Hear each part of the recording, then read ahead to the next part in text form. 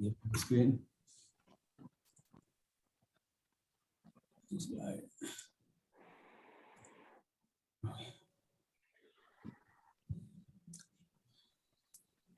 तो आज 16 जुलाई श्रावण मास की तृतीया है। आज आरंभ करते हैं सूर्य का अध्ययन माँ सरस्वती को प्रणाम करते हुए।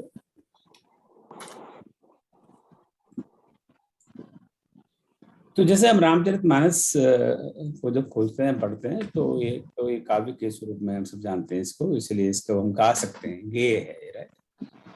तो इसके जो तो इसलिए जो हर कविता है, हर जो इसमें लाइन है, हर पंक्ति है, वो एक हमारे छंद शास्त्र के अनुसार से एक छंद है। तो इसमें दो तरह के छंद हैं, जो एक तो संस्कृत काव्य के छंद है और दूसरे अवधी काव्य के छंद है। तो संस्कृत काव्य के संस्कृत काव्य सामान्य भाषा में कह सकते हैं कि वो संस्कृत श्लोक हैं। तो हर कांड में आरंभ में कुछ श्लोक हैं। परसों हमने इस पर थोड़ी बात की थी। जैसे बालकांड में आरंभ में 7 श्लोक हैं और इसी तरह अयोध्या कांड, अरण्यकांड, बाकी सारे कांड में श्लोक हैं। तो पहले 6 कांड में तो श्लोक आरंभ में ही है, कहीं 2 हैं, कहीं 3 है, और जैसे बालकांड में 7 है। एक उत्तर कांड में श्लोक अंत में भी है और एक बीच में भी है। बाकी सब कांड में संस्कृत की कोई श्लोक नहीं है। तो इन सब की भी अपनी संरचना है। इस पर कभी अलग से किसी संस्कृत के विद्वान से हम संपर्क करेंगे और इस पर विस्तार से चर्चा करेंगे संस्कृत के छंदों की। फिर हम आते हैं अवधि, और चाहे हिंदी कह लीजिए, अवधि कह लीजिए, जो जिसमें सबसे बड़ा छंद है चौपाई। तो सबसे ज्यादा हम अक्सर ही कहते हैं कि भाई ये मानस की, रामचरितमानस की ये चौपाई है, वो चौपाई है। तो चौपाई सबसे बड़ा छंद है, और कई विद्वानों ने रामचरितमानस को चौपाई रामायण भी कहा है, क्योंकि इसका मुख्य छंद चौपाई है। ये चौपाई रामायण है रामचरितमानस। तो कुछ लोग ने अपने हिसाब से अलग अलग रामचरितमानस के नाम दे दिए। और सबसे बड़ी प्रसिद्ध पंक्ति तो चौपाई तो है, मंगल भवन मंगलहारी द्रवहु सदशरथ अजर बिहारी।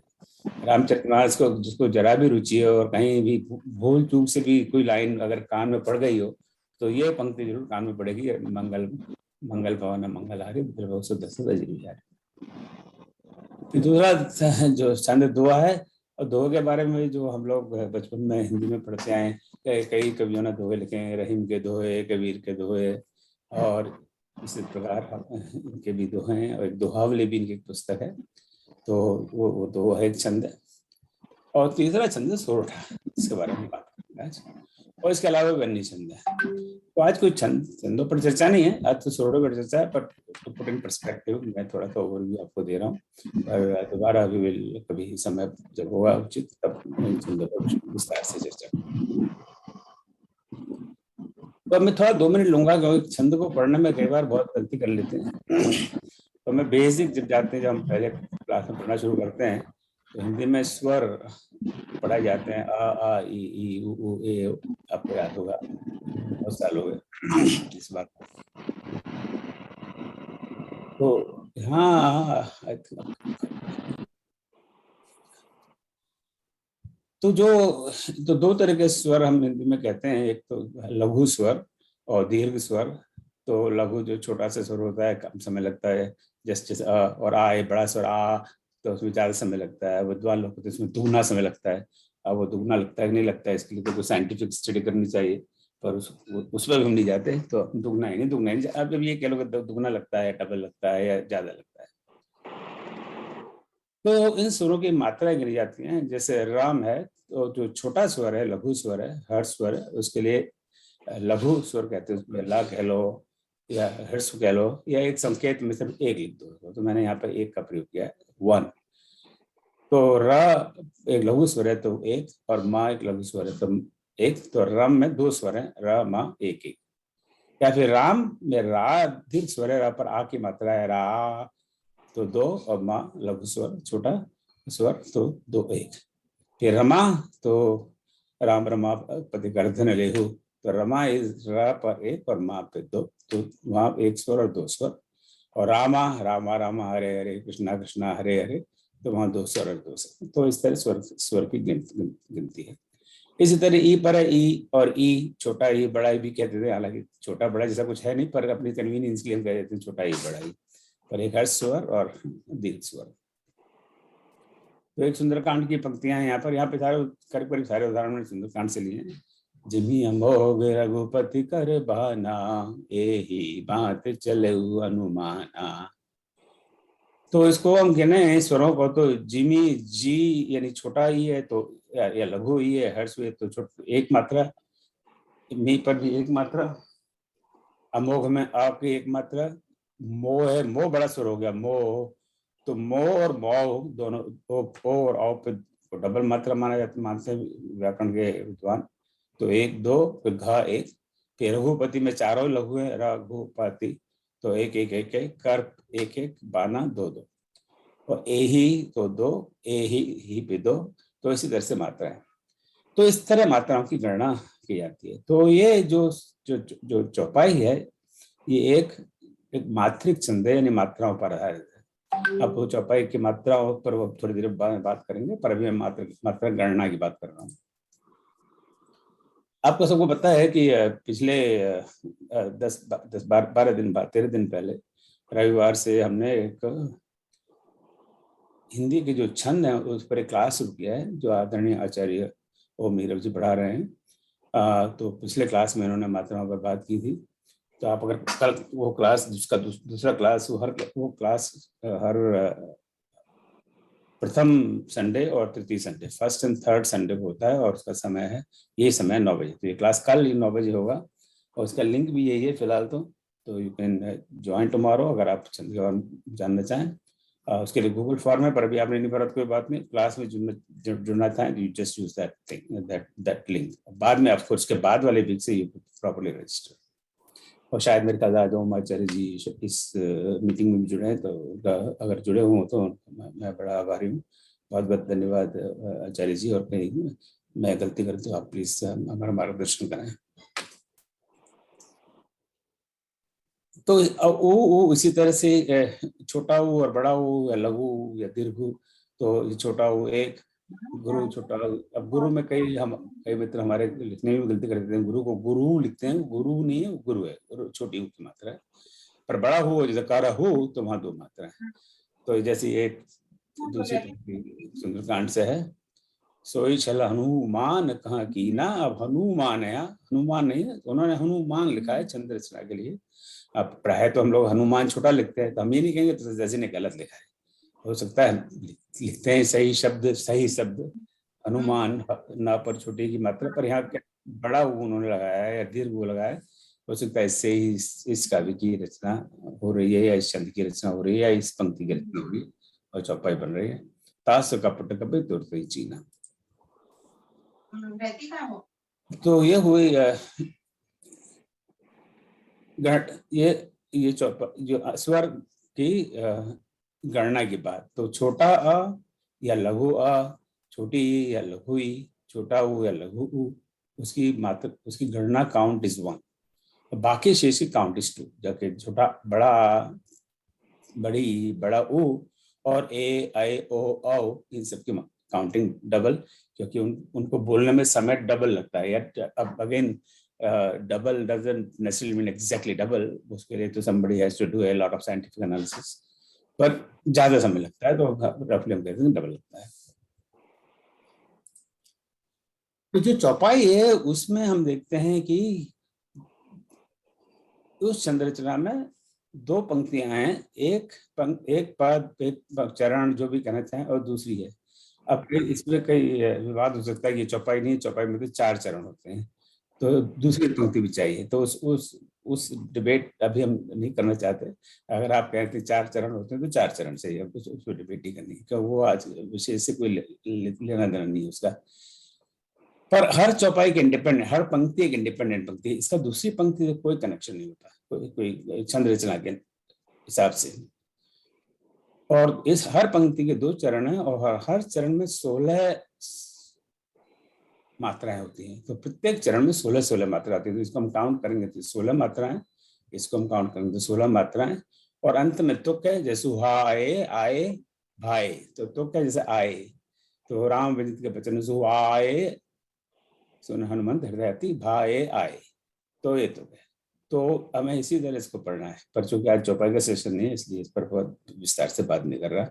पर ये जस्ट लाइक कोई भी कविता होती है, मृतक होती है, हम गाते हैं, जहाँ भगवंत के वचन सुहाए, सुनी हनुमंत हृदय अति भाए। अब मैं कोई गायक नहीं हूँ, पर जो अच्छे अच्छे सिंगर्स है ना, बड़े आनंद के साथ अलग अलग लय में, अलग अलग स्वर में, अलग अलग हिसाब से इसको गाते हैं और उसका आनंद लेते हैं। क्योंकि अंत में एक तुक आती है, सुहाए। मंगल भवन मंगल हारी, हारी आरी, द्रवहु दशरथ अजर बिहारी, अजीर बिहारी आरी। राइट, ऐसी सैकड़ों चौपाई। अब दोहे से भी हम प्रचलित है। उसमें दोहे में तो दो पंक्तियां होती हैं, इसमें तो कोई विवाद नहीं है। हनुमान तहि परसा कर पुनि कीन प्रणाम, राम काज कीने बिनु मोहि कहाँ विश्राम। इसमें दो पंक्तियां अवश्य होंगी, दोहा, इसलिए शायद इसका नाम दोहा पड़ा है, दो। और हर पंक्ति, पहली पंक्ति में पहले 13 मात्राएं होंगी। हनुमान तहि परसा कर पुनि कीन प्रणाम, वो 11 मात्रा है। मैं इस पे नहीं जा रहा क्योंकि हमें और विद्वानों को सुनना है। ये 13 मात्रा हुई, हनुमान तहि परसा, फिर कर पुनि कीन प्रणाम, 11 मात्रा हुई। अब प्रणाम में एक ही गिना जाएगा, पर अगेन वो विस्तार से हम नहीं जा रहे इस समय। एक जो पहली संध क्लास हुई थी उसमें आचार्य इंद्र जी ने इस बारे में बात की थी, उसकी यूट्यूब लिंक भी मैंने कई ग्रुप में डाली हुई है, तो अगर हम जानना चाहें तो उस यूट्यूब लिंक में आप देख सकते हैं। फिर दूसरी पंक्ति भी उसी तरह से 13-11 मात्रा होंगी। राम काज कीने बिनु, यानी 13 मात्रा, फिर मोह कहा विश्राम, 11 मात्रा। तो यहाँ पे तुक है प्रणाम विश्राम, राइट। राम काज तहि परसा कर पुनि कीन प्रणाम, राम काज कीने बिनु मोहि कहा विश्राम। आम, आम एक इसके तुक हो गए, राइट। तब ये एक छंद की रचना हुई, दो दुहेगी। तो ये चौपाई और दोहा, हाँ, जो भी मैंने आज बात की है हम सब शायद जानते हैं, ये प्रोबब्ली इट वाज अननेसेसरी, पर मैंने इसलिए बात की, थोड़ा 5-6 मिनट का समय लग गया, तो एक तो कम से कम थोड़ा सा रिव्यू हो जाए, और दूसरा कि ये सोरठा जानने के लिए ये बैकग्राउंड आवश्यक है। अब सोरठा में क्या है कि ये भी एक दोहे की तरह छंद है, इसमें भी 2 पंक्तियां हैं, इसमें भी 4 चरण है, हर पंक्ति में 2 चरण है, पर इसमें 13-11 मात्रा की जगह 11-13 मात्रा होती है, पहले 11 मात्रा फिर 13 मात्रा। तो ठीक है, उसमें क्या है, प्रॉब्लम है, ठीक है। कोई कहते हैं उससे उल्टा होता है, मेरे को उल्टा शब्द बहुत पसंद नहीं है, इसकी अपनी आइडेंटिटी है, उल्टा क्या हुआ, पर जो प्रयोग करते हैं शब्द उल्टा, उनको मैं आदर करता हूँ, सम्मान करता हूँ। पर ये अपने आप में इसकी अपनी विशेषता है कि पहले 11 मात्रा फिर 13 मात्रा, फिर दूसरी लाइन में भी 11 मात्रा और 13 मात्रा, और गणना ठीक उसी तरह से। अब इसको हम बढ़ाएं, जैसे ये एक बड़ा प्रसिद्ध सोरठा है सुंदरकांड का, और संयोग से सुंदरकांड में एक ही सोरठा है, पूरे 60 दोहों का कह लो आप सुंदरकांड है, उसमें एक ही सोरठा है। कपि कर हृदय विचार, दीन मुद्रिका डार तब, जन अशोक अंगार, दीन हरस उठि कर गहे। तो कपि कर हृदय विचार, और वहां पर यति है, यति का मतलब है एक शॉर्ट पॉज, थोड़ा हल्का सा वहां में थोड़ा रुकना है जब हम इसको पढ़ते हैं ढंग से। कपि कर हृदय विचार, दीन मुद्रिका डार तब, जन अशोक अंगार, पॉज, थोड़ा रुकिए, दीन हरस उठि कर गहे। तो यहाँ पर कपि कर हृदय विचार, ये 11 मात्रा, यहाँ है 13 मात्रा, यहाँ 11 है, और यहाँ पर जब मैंने काउंट किया तो यहाँ ये 14 मात्राएं। तो मुझे बड़ा मन में शंका हुई, और मैं तो वो विद्वान हूँ नहीं, तो मैंने आचार्य ओम नीरव जी से ये प्रश्न परसों पूछा था, इसका शंका का समाधान करें, तो उन्होंने बड़े एक सही गुरु की तरह तुरंत मुझे उत्तर दिया कि जो गहे हुए है इसमें 1 to 1 जरूर है, पर यहाँ पे एक थोड़ा सा स्वर का क्षति है, इसको पढ़ा जाएगा गहू की तरह, गहेऊ को कोई दीर्घ की तरह नहीं पढ़ा जाएगा, और ऐसा प्राय अवधि में बहुत होता है, पर उस डिबेट पे हम नहीं जाएंगे इस समय। तो let me go to the last line. अब ये मैं समझता हूँ, अगर मुझे सारे सूरों में एक सूरा पसंद करना हो सारी रामायण में, तो मैं इसको पसंद करूंगा, जो है हनुमान जी का परिचय है। जब जैसे तुलसीदास जी बालकांड में देते हैं, प्रणव पवन कुमार कल बन पावक ज्ञान घन, प्रणव पवन कुमार कल बन पावक ज्ञान घन, जासु हृदय आगार बसहि राम सर चाप धर, सियावर राम जय जय राम मेरे प्रभु राम सीताराम।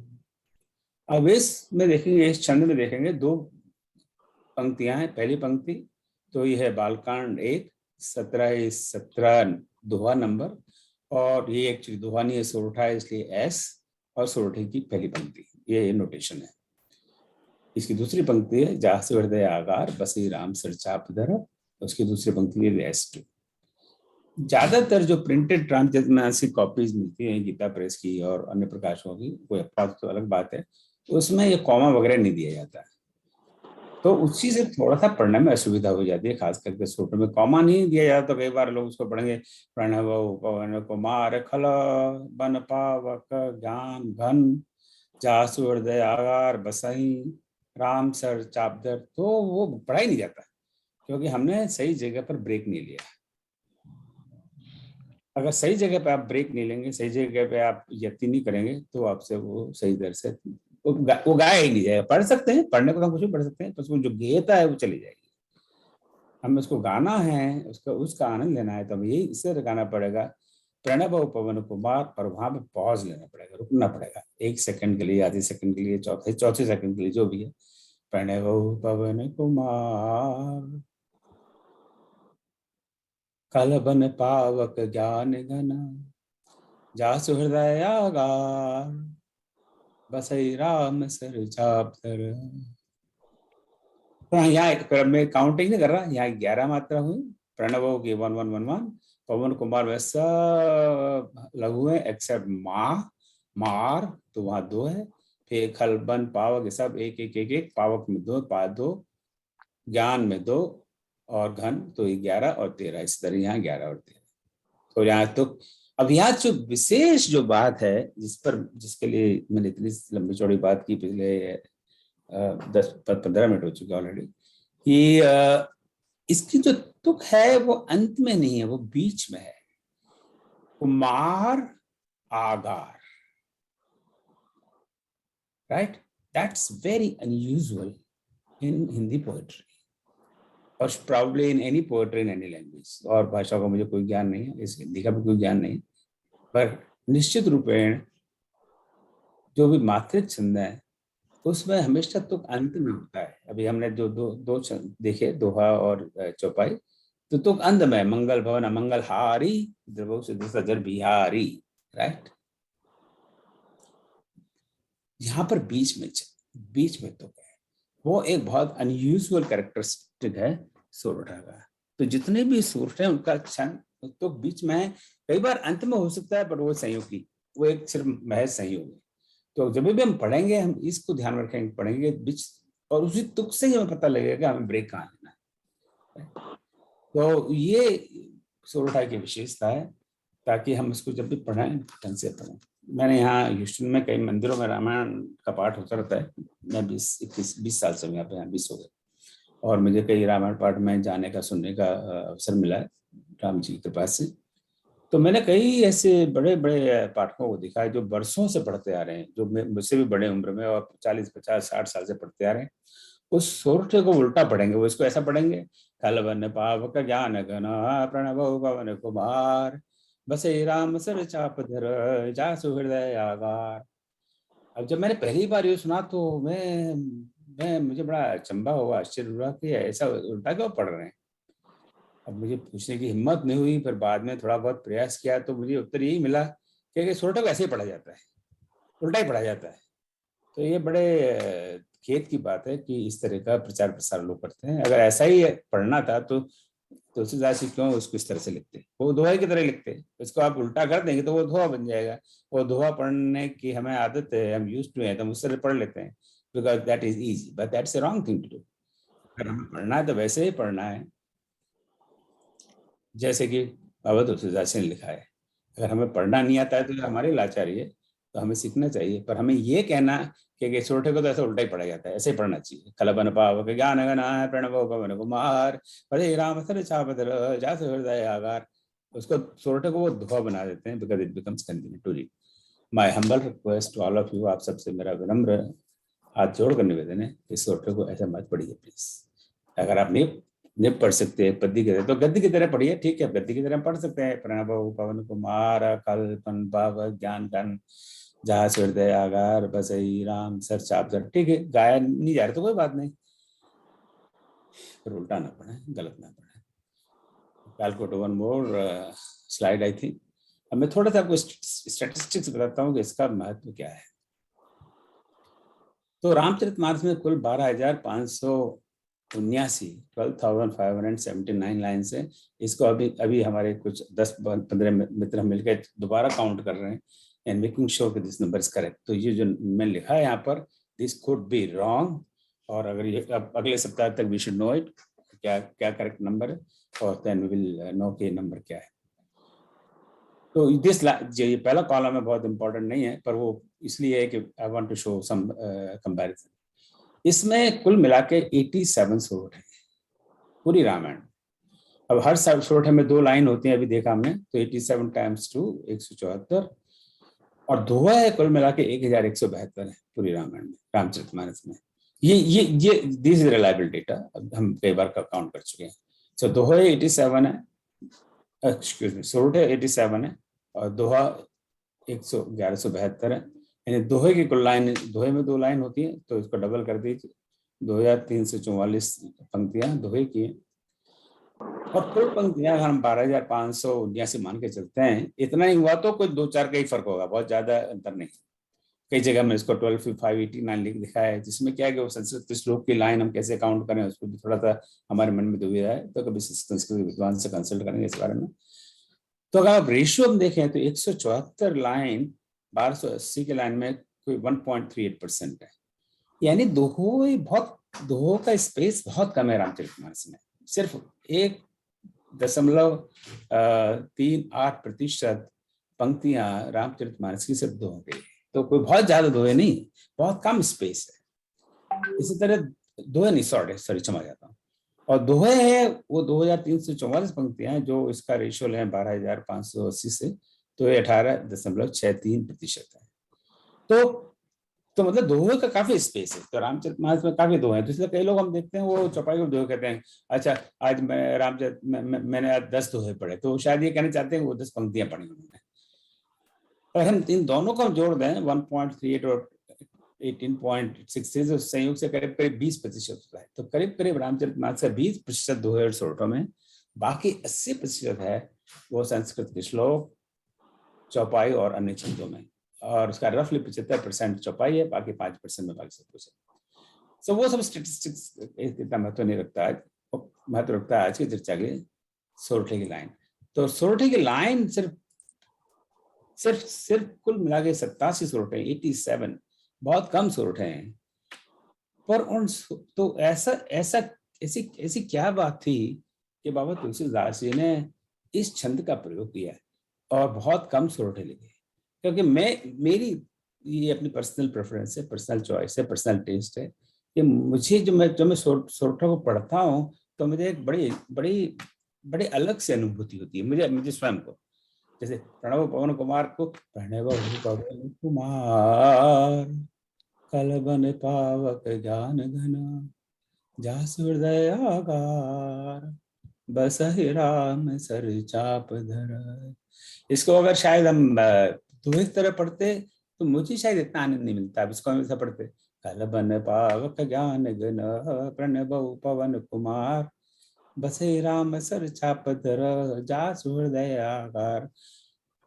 मैं अपनी व्यक्तिगत भाव कर रहा हूँ, मेरे पास इसका कोई तर्क नहीं है, तब शायद मुझे इतना भाव नहीं आता। जितना इसको सोरठे के रूप में पढ़ने में आता है। तो हो सकता है तुलसीदास जी ने बाबा ने यही सोचा।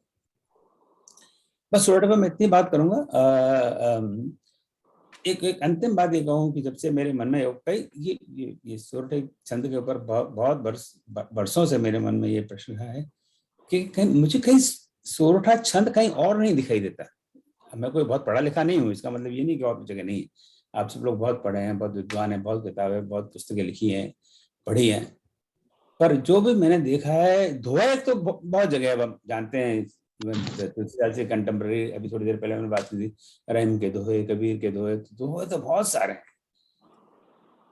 पर कहीं ऐसे सोरठों के किसी, इनके सोरठे उनके सोरठे, या कभी आप कोई पत्रिका हिंदी की ले लीजिए, उसमें भी आपको दोहे दिखाई दे जाएंगे। लालू प्रसाद के दोहे, यहाँ तो हंसी मजाक में भी लालू प्रसाद पर दोहे लिखे गए, पर सोरठा कहीं नहीं दिखाई। ये मेरा ऑब्जर्वेशन है। तो ऐसी क्या बात है कि इसका इतना, अगर ये मेरा ऑब्जर्वेशन सही है, तो इसका इतना प्रचार प्रसार नहीं हुआ, या लोगों को ये पसंद नहीं है, या इसमें इनको गीता पसंद नहीं आती है, क्या बात है, पर जो मुझे बहुत पसंद है। पर एनीवे, मैं ये बात यहीं पे छोड़ देता हूँ। अब मैं हम सब बड़े अपने विद्वान मित्रों का आमंत्रित करता हूँ आज के चुने हुए एपिसोड पर चर्चा करने के लिए। पर इसके पहले आपका कोई प्रश्न हो तो मैं प्रयास करूंगा उसका उत्तर देने का। और यहाँ इतने सारे मित्र, विद्वान मित्र हैं, वो भी आपके प्रश्न का उत्तर दे सकते हैं। तो मैं अभी नहीं रुकता हूँ। जय श्री राम। हाँ विनय जी।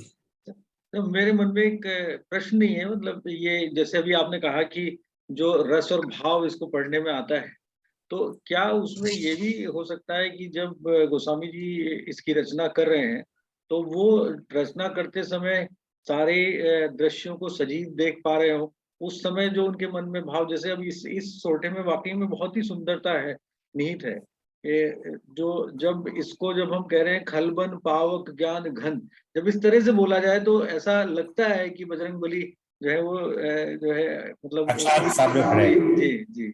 तो ये इस तरह से अगर कोई कोई मतलब ऐसा ही है, तो मतलब ये यही मेरे मन में आ रहा था इस वक्त। हाँ, तो उनके उस समय क्या भाव रहा होगा, ये तो हम आप कल्पना ही कर सकते हैं। पर अब जी इसको पढ़ते तो जो प्रभाव एकदम पड़ता है मन जी पर, वो बड़ा, अब मेरे पास शब्द ही नहीं है उसको वर्णन जी करने के लिए। जी जो मेरे मन, जब इस स्टोरी को पढ़ता हूँ, सुनता हूँ, तो उसका जो प्रभाव मुझे मेरे हृदय पे पड़ता है, मेरे लिए अवर्णनीय है। I just can not describe. और यही नहीं, बहुत सारे सोर्ट है, अभी सब मित्र पढ़ेंगे, जैसे सुन के बटके बैन, प्रेम लपेटे अटपटे, बेसी करुणा है चितई जानकी लखन तनो। तो अब आप बिल्कुल उसको मन से पढ़ें तो खलबन पावक ज्ञान घन, जासु हृदय अगार, बसई राम सुर तो हृदय में कंपन होने लगता है। तो जो जो जो जो केवट का जो सोरठा है, अमेजिंग है, जो उनकी भाषा है अमेजिंग। प्रेम लपेटे अटपटे, क्या क्या शब्द उन्होंने चुने हैं वो सोरठे को लिखने में। तो एनीथिंग एल्स? चलिए मैं इसको बंद करता हूँ और